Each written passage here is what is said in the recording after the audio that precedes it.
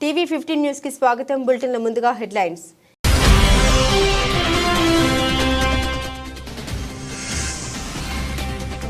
Pacific ద్వీప దేశాన్ని కుదిపేసిన భారీ భూకంపం. నెట్టింట వైరల్ అవుతున్న వీడియోలు.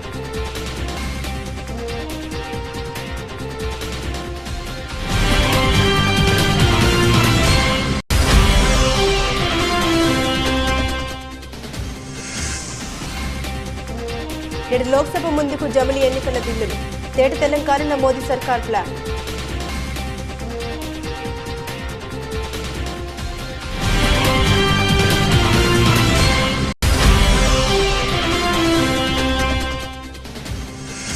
ఏడాది పాలనలో కాంగ్రెస్ ప్రభుత్వం చేసిన అప్పు 1,27,208 కోట్లు. అసెంబ్లీలో వెల్లడించిన మాజీ మంత్రి హరీష్ రావు.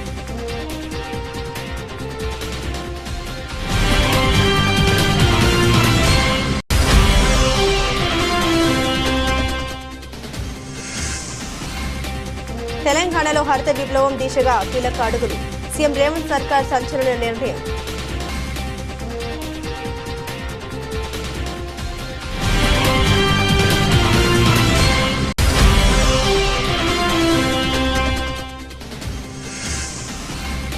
పోలవరం ప్రాజెక్టు ట్రెండ్ మార్చేసిన ముఖ్యమంత్రి చంద్రబాబు నాయుడు. 2026కే టార్గెట్ సెట్ చేసిన AP CM.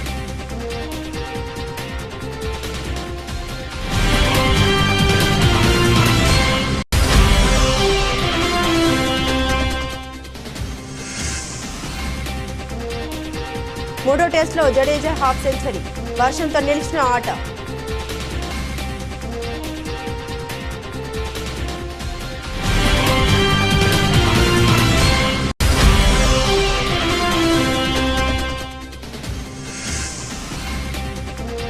Mahesh Rajamouli cinema జనవరిలో షూరు. సంక్రాంతి తర్వాత రెగ్యులర్ షూట్ ప్లాన్ చేసిన జక్కన్న.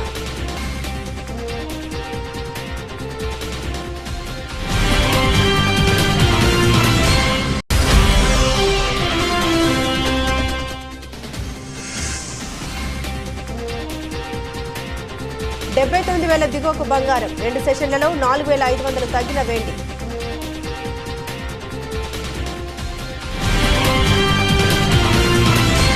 దక్షిణ పసిఫిక్ మహాసముద్రంలోని వనౌటు తీరంలో మంగళవారం భారీ భూకంపం సంభవించింది. యుఎస్జిఎస్ తెలిపిన వివరాల ప్రకారం భూకంప తీవ్రత 7.3గా నమోదైంది. భూకంపం 57 కిలోమీటర్ల లోతులో సంభవించింది. ద్వీప దేశంలో అతిపెద్ద నగరమైన పోర్ట్ విలాకు పశ్చిమాన 30 కిలోమీటర్లు కేంద్రీకృతమైంది. అదే ప్రదేశానికి సమీపంలో 5.5 తీవ్రతతో భూకంపం సంభవించింది. మరోవైపు భారీ భూకంపం కారణంగా స్థానికంగా సునామీ హెచ్చరికలు జారీ చేశారు. భూకంపం సంభవించిన ప్రాంతంలో ప్రాథమిక సమాచారం మేరకు భారీ నష్టం జరిగినట్లు తెలుస్తోంది. భూకంపం కారణంగా పలు ప్రాంతాల్లో భవనాలు ధ్వంసమయ్యాయి. ఇందుకు సంబంధించిన వీడియోలు సోషల్ మీడియాలో వైరల్ అవుతున్నాయి. ఈ వీడియోల దృశ్యాల ప్రకారం భారీగానే నష్టం వాటిల్లినట్లు తెలుస్తోంది. భారీ అలలు పోర్టు విలాకు చేరుకున్నాయి. వనౌట్లో కొండ చర్యలు విరిగిపడ్డట్లు తెలుస్తోంది. ఇందుకు సంబంధించిన ఫోటోలు సైతం సోషల్ మీడియాలో వైరల్ అయ్యాయి. భూకంపం తీవ్రత ఎక్కువగా ఉండడంతో కొన్ని సెకండ్ల పాటు భూమి కంపించినట్లు వీడియోలు చూడొచ్చు. ఈ క్రమంలో స్థానిక ప్రజలు ఇళ్ల నుండి బయటకు పరుగులు పెట్టారు.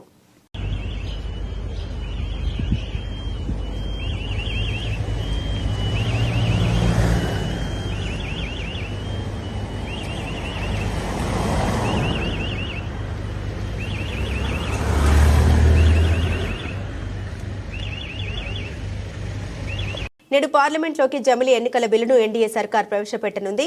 129వ రాజ్యాంగ సవరణ, కేంద్ర పాలిత ప్రాంత చట్టాల సవరణ 2 బిల్లుని సోమవారం ప్రవేశపెడతారని చర్చ జరిగింది. కానీ లోక్సభ రివైజ్డ్ బిజినెస్ జాబితాలో ఆ 2 అంశాల ప్రస్తావన లేదు. జమిలి ఎన్నికల బిల్లు నేడు పార్లమెంట్ ముందుకు రానుంది. నిజానికి నిన్నే వన్ నేషన్ వన్ ఎలక్షన్స్ కు సంబంధించిన 2 బిల్లులు ప్రవేశపెడతారని అందరూ భావించారు. కానీ ఒకవైపు ప్రతిపక్షాల నుండి అభ్యంతరాలు, మరోవైపు రాజ్యసభలో రాజ్యాంగం పైన చర్చ నేపథ్యంలో బిల్లు వాయిదా పడింది. నేడు జమిలి ఎన్నికల బిల్లు లోక్సభలో ప్రవేశపెట్టబోతున్నారు. మరి పార్లమెంట్లో బలం సాధించే దిశగా ఎన్డీఏ సర్కార్ ప్లాన్ ఏంటి అనేది ఆసక్తికరంగా మారింది. ఇప్పుడు లోక్సభ, అసెంబ్లీ ఎన్నికలకు దేశవ్యాప్తంగా ఒకేసారి నిర్వహించే విధంగా వన్ నేషన్ వన్ ఎలక్షన్ నినాదాన్ని ఎన్డీఏ సర్కార్ తెరపైకి తెచ్చింది. ఇటీవల జమిలి ఎన్నికల బిల్లును కేబినెట్ ఆమోదించింది. 129వ రాజ్యాంగ సవరణ, కేంద్ర పాలిత ప్రాంత చట్టాల సవరణ 2 బిల్లులను సోమవారం ప్రవేశపెడతారని చర్చ జరిగింది. కానీ లోక్సభ రివైజ్డ్ బిజినెస్ జాబితాలో ఆ 2 అంశాల ప్రస్తావనే లేదు. దాంతో వాయిదా అంశంపై తెరపైకి వచ్చింది. మంగళవారం విధిగా సభకు హాజరు కావాలని బీజేపీ బీజేపీ ఎంపీలకు విప్ జారీ అయింది. కేంద్ర న్యాయశాఖ మంత్రి అర్జున్ రామ్ మేఘవాల్ మంగళవారం లోక్సభలో జమిలీ ఎన్నికల బిల్లును ప్రవేశపెట్టేందుకు రంగం సిద్ధమైంది. జమిలీ ఎన్నికలకు సంబంధించి రాజ్యాంగ సవరణతో కూడిన బిల్లును పార్లమెంటు ఉభయ సభలు కనీసం 67% సానుకూల ఓట్లతో ఆమోదించాల్సి ఉంటుంది. అంతేకాకుండా ఎన్నికల అంశం ఉమ్మడి జాబితాలో ఉన్న నేపథ్యంలో ఈ బిల్లుకు దేశంలోని కనీసం సగం రాష్ట్రాల అసెంబ్లీలు ఆమోద ముద్ర వేయాలి. అంటే 543 స్థానాలున్న లోక్సభలో కనీసం 67% అంటే 362 ఎంపీలు ఈ బిల్లుకు అనుకూలంగా ఓటు వేయాలి. దీంతో పాటు రాజ్యసభలో 245 సీట్లలో 67% అంటే 164 మంది సభ్యులు ఈ బిల్లును సమర్థించాలి. దీనికి తోడు కనీసం 14 రాష్ట్రాల అసెంబ్లీలు బిల్లును ఆమోదించాల్సిన అవసరం ఉంది. అయితే లోక్సభలో ఎన్డీఏకు 293 మంది ఎంపీల మద్దతు ఉంటే ఇండియా కూటమికి 235 మంది ఎంపీలున్నారు. అయినా సరే బిల్లు పాస్ అవుతుందనే ధీమాతో ఎన్డీఏ సర్కారు ఉంది. అన్ని అనుకున్నట్లుగా జరిగితే పార్లమెంట్లో బిల్లు ఆమోదం పొందితే 2029 నుండి జమిలీ ఎన్నికలు జరుగుతాయని నిపుణులు చెబుతున్నారు.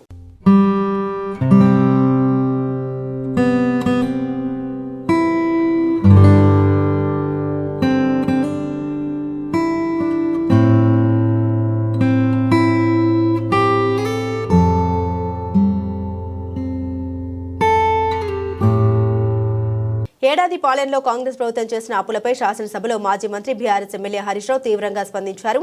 ఏడాది కాలంలో 52,000 కోట్లు మాత్రమే అప్పు తీసుకున్నామని ఆర్థిక మంత్రి భట్టి విక్రమార్క పేర్కొన్నారు. ఈ సందర్భంగా హరీష్ రావు మాట్లాడారు. రాష్ట్ర ప్రభుత్వం ఎఫ్ఆర్బిఎం కింద తీసుకున్న అప్పులు 51,277 కోట్లు. ఈ రోజు ఉదయం reserve bank of India report కూడా తీసుకున్నాను. ఈ రోజుకు కలిపితే ఇంకో 3,000 కోట్లు పెరిగింది. అంటే ఎఫ్ఆర్బిఎం కింద 55,277 కోట్లు తీసుకున్నట్టు రిపోర్టు ఉంది.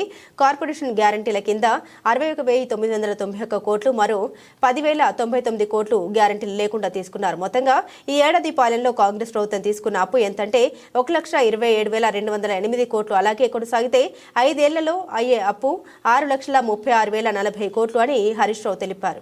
అధ్యక్ష, ఈ మధ్య కాలంలో కాంగ్రెస్ పార్టీ నాయకులు వైట్ పేపర్, కాంగ్రెస్ పార్టీ పెట్టిన వైట్ పేపర్ బుక్ కూడా తెచ్చాను అధ్యక్ష. ఇది వైట్ పేపర్. అదేవిధంగా భట్టి విక్రమార్క గారు ఈ సభలో పెట్టిన పేపర్. దీని ఆధారంగా నేను పోయినసారి బడ్జెట్ సమావేశాల్లో కూడా చాలా స్పష్టంగా చెప్పాను. మీరు గతంలో బీఆర్ఎస్ పార్టీ 10 ఏళ్ల కాలంలో 671 అని ఒకరంటారు, 7 లక్షల కోట్లని ఒకరంటారు, 711 అని నోటికి వచ్చినట్టు మాట్లాడుతున్నారు. I challenge in this house, ఒకరోజు స్పెషల్గా డిబేట్ పెడతారా పెట్టండి, లేదు ఆడిటర్లను పిలిచి పెడతారా, ఫైనాన్స్ డిపార్ట్మెంట్ పెట్టి పిలుస్తారా పిలవండి. ఐ వాంట్ టు ప్రూవ్ 10 ఏళ్ల బీఆర్ఎస్ కాలంలో జరిగిన మొత్తం అప్పు కేవలం 4,17,496 మాత్రమే. కానీ గోరంతలు కొండంతలు చేసి గోబల్స్ ప్రచారం చేసేటువంటి ప్రయత్నాన్ని ఈ సభ ద్వారా నేను తీవ్రంగా ఖండిస్తూ ఉన్నాను. గతంలో గౌరవనీయులు భట్టి విక్రమార్క గారు ఎన్నికల ముందు ఆదాయాన్ని సమకూర్చడంలో కాంగ్రెస్ పార్టీకి అపారమైనటువంటి అనుభవం ఉంది, హామీలన్నీ నెరవేర్చడం మాకు పెద్ద సమస్యే కాదు అని ఎన్నికల ముందు చెప్పారు. వీడియో కూడా ఉంది, కావాలంటే పంపిస్తాను. ఇప్పుడు అధికారంలోకి వచ్చిన తర్వాత ఏమైంది, ఏడాది అయింది, హామీలు ఎప్పుడు అమలు చేస్తారంటే అప్పుల పేరు చెప్పి తప్పించుకునేటువంటి ప్రయత్నం చేస్తున్నారు. ఒక అబద్ధాన్ని 100 సార్లు చెప్తే నిజమైతే అనే విధంగా గోబల్స్ ప్రచారం చేస్తూ ఉన్నారు. అందుకే ఈ శాసనసభ వేదికగా సభ్యులకు రాష్ట్ర ప్రజలకు కూడా ఈ 7 లక్షల కోట్ల అప్పు అని కాంగ్రెస్ పార్టీ చేస్తున్న ప్రచారం తప్పు అని ఈ సభ ద్వారా రాష్ట్ర ప్రజలకు నేను తెలియజేయదలుచుకున్న అధ్యక్ష. తెలంగాణలో కాంగ్రెస్ అధికారంలోకి వచ్చి ఏడాది పూర్తయింది. స్వరాష్ట్రంలో 10 ఏళ్లుగా ఎదురేదనుకున్న గులాబీ పార్టీని ఓడించి తెలంగాణకు రెండో ముఖ్యమంత్రిగా రేవంత్ రెడ్డి ప్రమాణ స్వీకారం చేశారు. ఇక అంతే దూకుడుగా రేవంత్ రెడ్డి పాలనలో దూసుకుపోతున్నారు. ఈ క్రమంలోనే సుస్థిర అభివృద్ధి, పర్యావరణ పరిరక్షణ కోసం కీలక నిర్ణయాలు తీసుకుంటున్నారు సీఎం. ప్రపంచవ్యాప్తంగా సవాలుగా మారుతున్న వాతావరణ మార్పుల్ని అధిగమించేందుకు గాను రేవంత్ రెడ్డి ఈ దిశగా అడుగులు వేస్తున్నారు. ఇందులో భాగంగానే పర్యావరణ పరిరక్షణపై దృష్టి సారించారు. కాలుష్య నియంత్రణ, పర్యావరణ పునరుద్ధరణ, పునరుత్పాదక ఇంధనంతో పాటుగా తెలంగాణకు పచ్చదనం, భవిష్యత్ తరాలకు అందించేందుకు కీలక ముందడుగు వేశారు రేవంత్ రెడ్డి. పర్యావరణ పునరుద్ధరణలో భాగంగా ముఖ్యమంత్రి రేవంత్ రెడ్డి తీసుకున్న ముఖ్యమైన ప్రాజెక్టుల్లో సరస్సులు, చెరువుల పునరుద్ధరణ ప్రధానమైంది.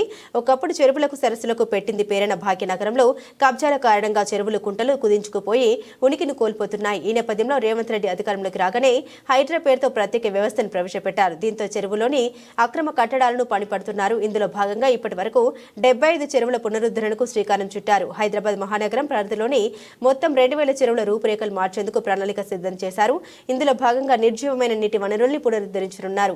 జీవ వైవిధ్యాన్ని మెరుగుపరచడంతో పాటుగా భూగర్భ జలాలు నిండేలా ప్రణాళిక చేస్తున్నారు. వలస పక్షుల్ని తిరిగి తెలంగాణ గడ్డపై వ్యవహరించేలా ప్లాన్ చేస్తున్నారు. చెరువులకు కొత్త శోభ తీసుకురావడంతో ఫ్లెమింగోలు, రెడ్ బ్రెస్టెడ్ ఫ్లై క్యాచర్ వంటి జాతులకు చెందిన పక్షులు తిరిగి రావాలని భావిస్తున్నారు. పర్యావరణ పునరుద్ధరణతో పాటుగా మానవాళికి ఎంతో ప్రయోజనం చేకూర్చనుందని ప్రకృతి ప్రేమికులు అభిప్రాయపడుతున్నారు.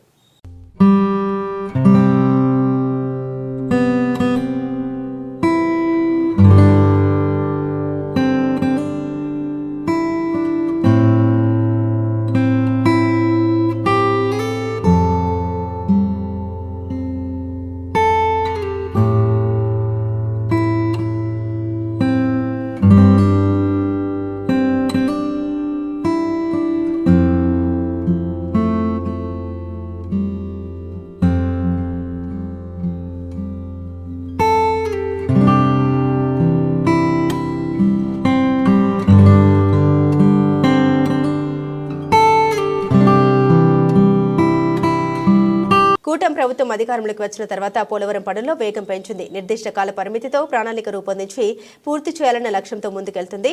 ఈ నేపథ్యంలోనే ఎప్పటికప్పుడు పనుల పురోగతిపై అధికారులతో ముఖ్యమంత్రి సమీక్షిస్తూనే ఉన్నారు. పోలవరం ప్రాజెక్టు ట్రెండ్ మార్చారు ఆంధ్రప్రదేశ్ ముఖ్యమంత్రి నారా చంద్రబాబు నాయుడు. ఇక ఇప్పటి వరకు పోలవరం ప్రాజెక్టు డెడ్ లైన్లు పెరుగుతూ పోయాయి. కానీ చంద్రబాబు ప్రాజెక్టు డెడ్ లైన్ కుదించారు. అక్టోబర్ 2026 కల్లా ప్రాజెక్టును పూర్తి చేయాలని ఆదేశించారు. పనుల్లో వేగం పెంచారు. టార్గెట్ 2026 పోలవరం ప్రాజెక్టు గడువు కుదింపు, బుల్లెట్ స్పీడ్తో ప్రాజెక్టు పూర్తి చేయాలని సీఎం చంద్రబాబు కీలక ఆదేశాలు జారీ చేశారు. పోలవరం ప్రాజెక్టు ఏపీకి జీవనాడి అన్నారు చంద్రబాబు.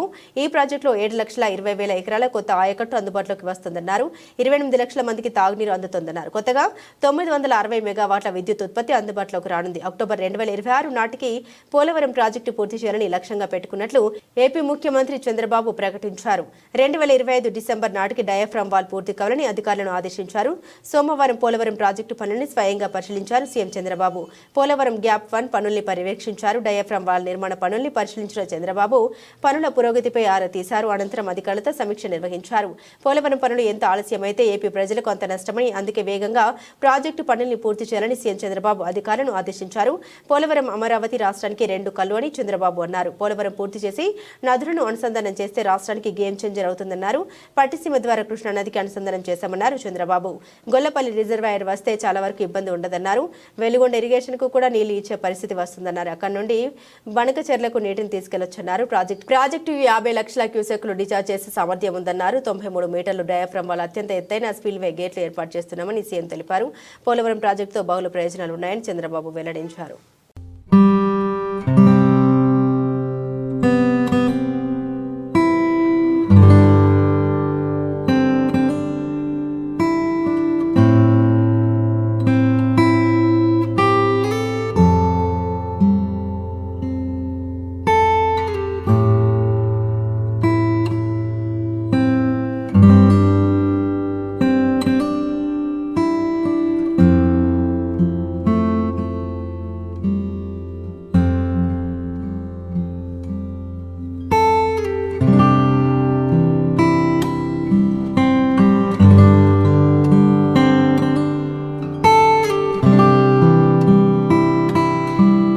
కర్ణాటక నుండి అక్రమంగా కారులో తరలిస్తున్న 90 ml 20 బాక్సుల పెట్రా ప్యాకెట్లను పట్టుకున్నట్లు ఎక్సైజ్ సిఐఎస్ మహేష్ కుమార్ తెలిపారు.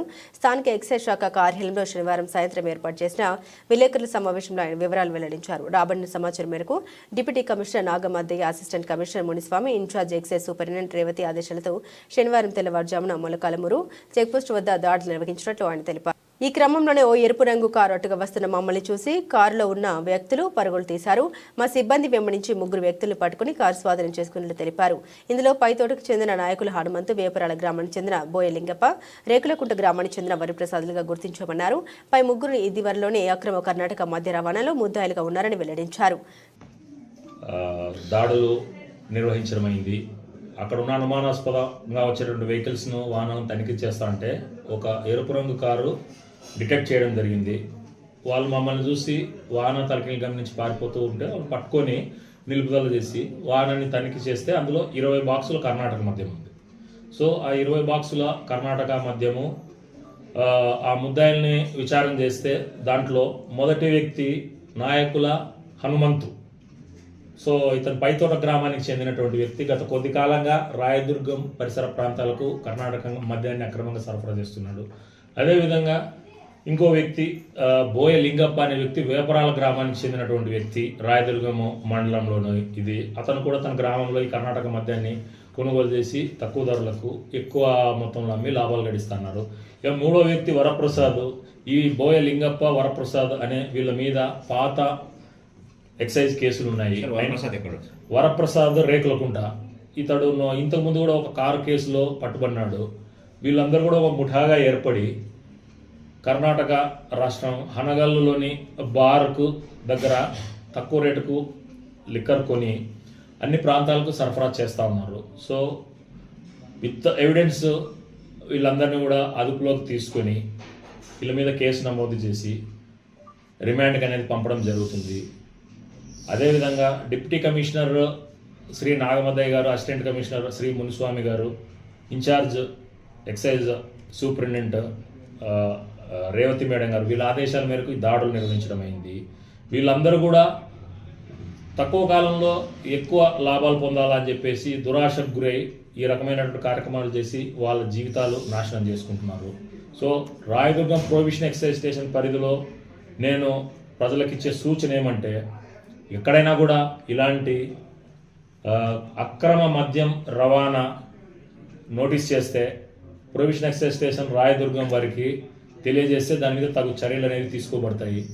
అదేవిధంగా రాయదుర్గం ప్రొహిబిషన్ ఎక్సైజ్ స్టేషన్ పరిధిలో ఉన్నటువంటి పాత ముద్దాయిలందరికీ తెలియజేయడం ఏమంటే, ప్రభుత్వం వారు ఈ కర్ణాటక అక్రమ మద్యం రవాణా మీద చాలా కఠినంగా వ్యవహరిస్తూ ఉంది.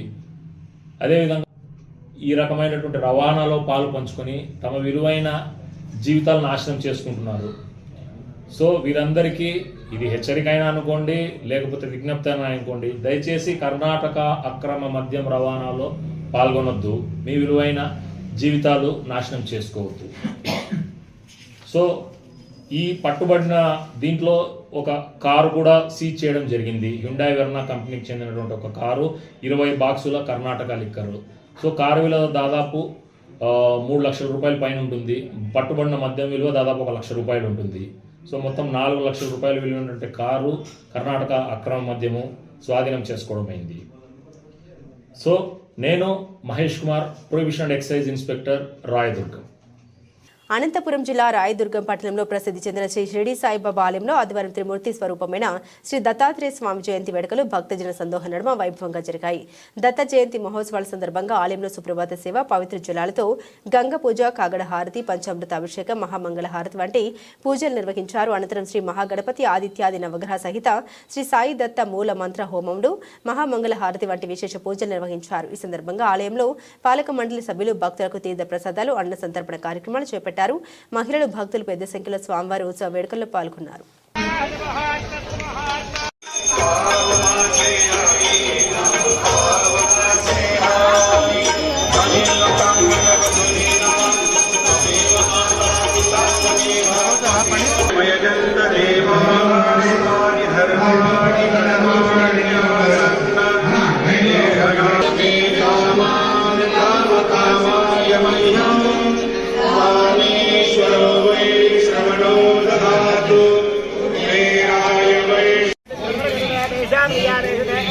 మూడో టెస్టులో భారత్ ఎదురొడ్డుతుంది. కేఎల్ రాహుల్, జడేజా మినహా బ్యాటర్లంతా విఫలమవడంతో పీకల్లోతు కష్టాలు కూరుకుపోయింది. జట్టు స్కోరు 200 కూడా దాటడం కష్టమైన తరుణంలో రాహుల్తో జతకట్టిన జడేజా ఇన్నింగ్స్ను ముందుకు నడిపించాడు. అయితే నిలకడగా ఆడుతున్న ఓపెనర్ రాహుల్ను స్పిన్నర్ లియోన్ అవుట్ చేశాడు. అనంతరం క్రీజ్లోకి వచ్చిన నితీష్ రెడ్డి జడేజాకు మంచి సహకారం అందిస్తున్నాడు. ఈ క్రమంలో సీనియర్ ఆల్రౌండర్ 82 బాల్స్లో 50 రన్స్ పూర్తి చేసుకున్నాడు. అయితే వర్షం పదే అడ్డుపడుతూ ఉండడంతో మ్యాచ్ను అంపైర్లు నిలిపివేశారు. ప్రస్తుతం భారత్ 6 వికెట్ల నష్టానికి 180 రన్స్ చేసింది. జడేజా 88 బాల్స్లో 52 పరుగులు, నితీష్ 26 బాల్స్లో 9 రన్స్తో క్రీజ్లో ఉన్నారు. టీమిండియా ఇంకా 265 పరుగులు వెనుకంజలో ఉంది.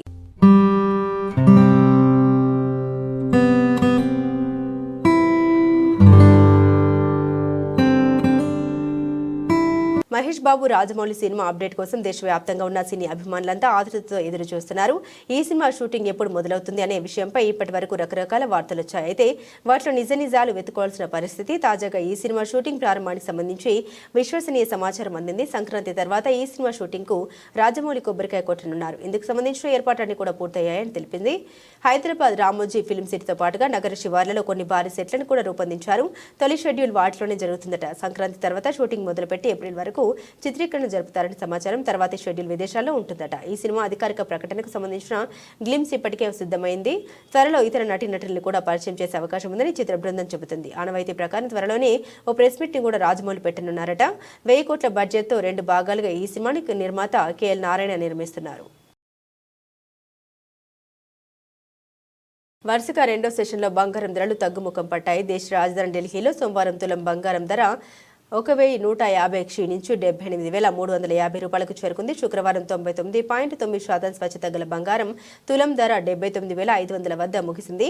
99.5% స్వచ్ఛత గల బంగారం తులం ధర 1,150 నష్టంతో 77,950 వద్ద ముగిసింది. గత 2 సెషన్లలో కిలో వెండి ధర 4,500 రూపాయలు తగ్గితే తాజాగా సోమవారం 300 పతనమై 92,500కు చేరుకుంది. శుక్రవారం కిలో వెండి ధర 92,800 వద్ద స్థిరపడింది. మార్కెట్లో అనిశ్చితికి తోడు అమెరికా అధ్యక్షుడిగా డొనాల్డ్ ట్రంప్ ఎన్నికైనప్పటి నుండి బంగారం ధరలు దిగి వస్తున్నాయి. మల్టీ కమాడిటీ ఎక్స్చేంజ్ MCX లో ఫిబ్రవరి డెలివరీ తులం బంగారం 143 పతనమై 77,279 రూపాయలకు చేరుకుంది. ఇంట్రాడే ట్రేడింగ్ లో తులం బంగారం ధర 76,904, 77,295 మధ్య తచ్చాడింది. కిలో వెండి మార్చి డెలివరీ ధర 319 పెరిగి 91,320 వద్ద నిలిచింది. ఇక అంతర్జాతీయ మార్కెట్లో కామెక్స్ గోల్డ్ ఫ్యూచర్ లో ఔన్స్ బంగారం ధర $2.70 వృద్ధి చెంది $2,678.50 పలికింది. కామెక్స్ సిల్వర్ ఫ్యూచర్ లో ఔన్స్ వెండి ధర $31.11 వద్ద స్థిరపడింది.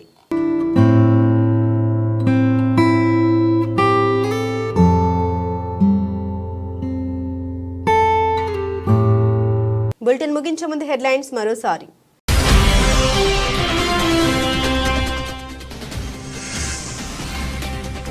పసిఫిక్ ద్వీప దేశాన్ని కుదిపేసిన భారీ భూకంపం. నెట్టింట వైరల్ అవుతున్న వీడియోలు.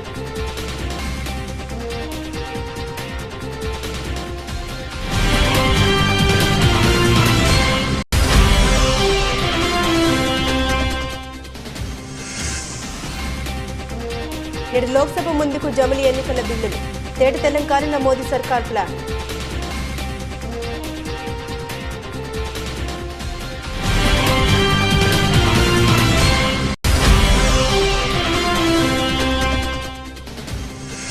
ఏడాది కాలంలో కాంగ్రెస్ ప్రభుత్వం చేసిన అప్పు 1,27,208 కోట్లు. అసెంబ్లీలో వెల్లడించిన మాజీ మంత్రి హరీష్ రావు.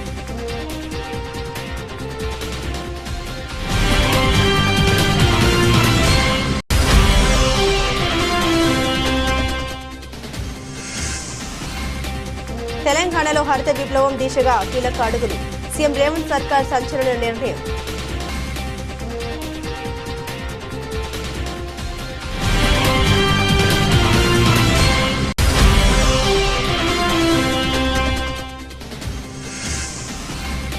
పోలవరం ప్రాజెక్టు ట్రెండ్ మార్చేసిన ముఖ్యమంత్రి చంద్రబాబు నాయుడు. 2026కే టార్గెట్ సెట్ చేసిన AP CM.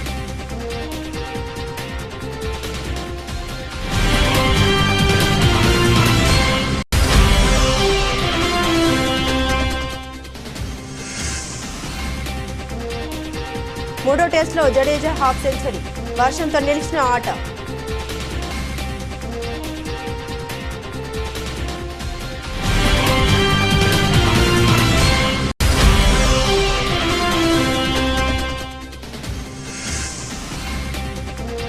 Mahesh Rajamouli cinema జనవరిలో షూరు. సంక్రాంతి తర్వాత రెగ్యులర్ షూట్ ప్లాన్ చేసిన జక్కన్న.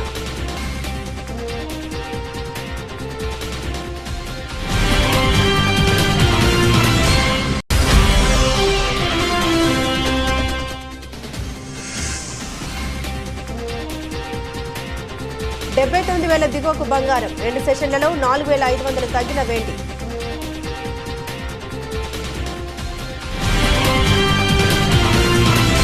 ఇవి బులెటిన్లోని విశేషాలు. తిరిగి మరో బులెటిన్తో మళ్ళీ కలుసుకుందాం. అంతవరకు సెలవు. నమస్కారం.